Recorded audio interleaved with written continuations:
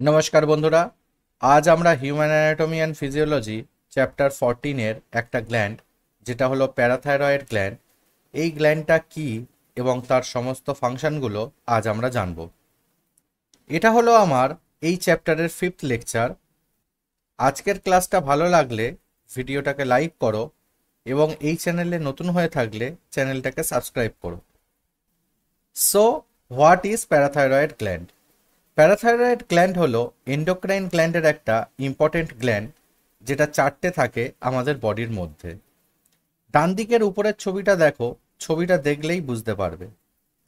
এই parathyroid gland ঠিক thyroid গ্ল্যান্ডের posterior surface মানে পিছনের দিকে থাকে। চিপ সেল এবং অক্সিফিল সেলস দিয়ে প্যারাথাইরয়েড গ্ল্যান্ড তৈরি হয়।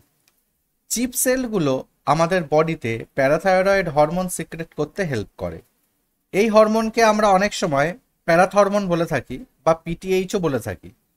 এই হরমোনসের কাজ হলো প্লাজমার মধ্যে ক্যালসিয়ামের লেভেলটাকে ইনক্রিজ করা এবং তার সাথে এক্সট্রাসেলুলার ফ্লুইডটাকেও ইনক্রিজ করা। প্যারাথাইরয়েড গ্ল্যান্ড থেকে যে সমস্ত প্যারাথাইরয়েড হরমোন বের হয়, সেই সমস্ত হরমোনগুলো কিন্তু কোনো রকম নার্ভাস সিস্টেম বা হরমোন কন্ট্রোলের আন্ডারে থাকে না। প্লাজমার মধ্যে যখন ক্যালসিয়ামের লেভেল কমে যাবে, তখন কি হবে? অটোমেটিক্যালি সেই টাইমটায় প্যারাথাইরয়েড হরমোন সিক্রেশন বেড়ে যাবে। নেক্সট, প্যারাথাইরয়েড গ্ল্যান্ডের ফাংশনস কি কি সেটা একটু জেনে নিতে হবে।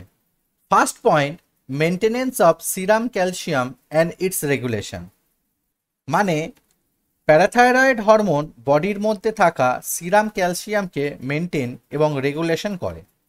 Second point, regulate phosphate and bicarbonate excretion in kidney tubules. মানে কিডনি টিবিউলসের মধ্যে যেই ফসফেট এবং বাইকার্বনেট বের হয় তাকে রেগুলেট করে। এছাড়া হাড়ের মধ্যে কত পরিমাণে ক্যালসিয়াম অ্যাবজর্পশন হয় সেটাকেও রেগুলেশন করে। Next point, increase reabsorption of calcium in the renal tubule. Renal টিবিউলের মধ্যে ক্যালসিয়ামের রিঅ্যাবজর্পশনের মাত্রাকে ইনক্রিজ করে। এবং last point, increased absorption of calcium in the gastrointestinal tract. মানে জিআইটির মধ্যে ক্যালসিয়ামের অ্যাবজর্পশনের মাত্রাটাকেও ইনক্রিজ করে। এই সমস্ত ফাংশনস দেখা যায় প্যারাথাইরয়েড হরমোনস বা গ্ল্যান্ডের মধ্যে।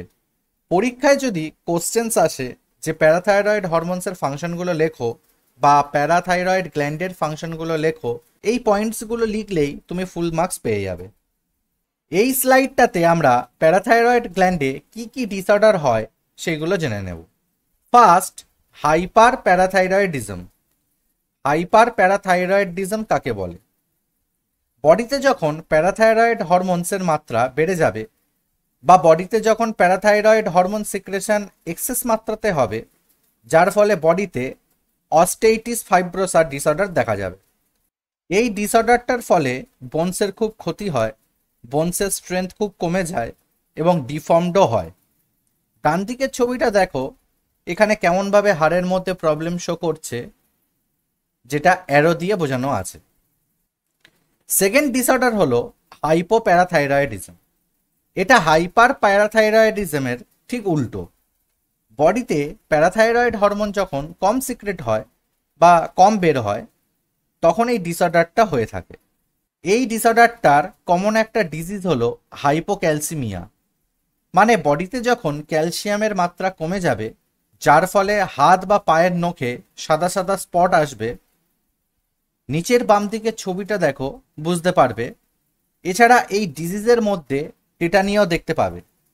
টেটানি মানে হলো শরীরের কোনো মাংসপেশিতে খুব যন্ত্রণাদায়ক খিঁচুনি হওয়া, যেটা বডির ইনভলেন্টিয়ার মাসেলস কনস্ট্রাকশনের জন্য হয়ে থাকে, যেটা মেনলি বডিতে ক্যালসিয়ামের অভাবের জন্য হয়। নেক্সট ক্লাসে আমরা থাইমাস গ্ল্যান্ড নিয়ে ডিসকাশন করব। আজকের ক্লাস তোমাদের কেমন লাগলো সেটা জানাও। ক্লাসটা ভালো লাগলে লাইক করো এবং শেয়ার করো তোমাদের বন্ধুদের সাথে। আর তুমি যদি চ্যানেলে নতুন হয়ে থাকো, তাহলে চ্যানেলটাকে সাবস্ক্রাইব করে রাখো। তাহলে চলো, দেখা হবে নেক্সট ক্লাসে। Good bye.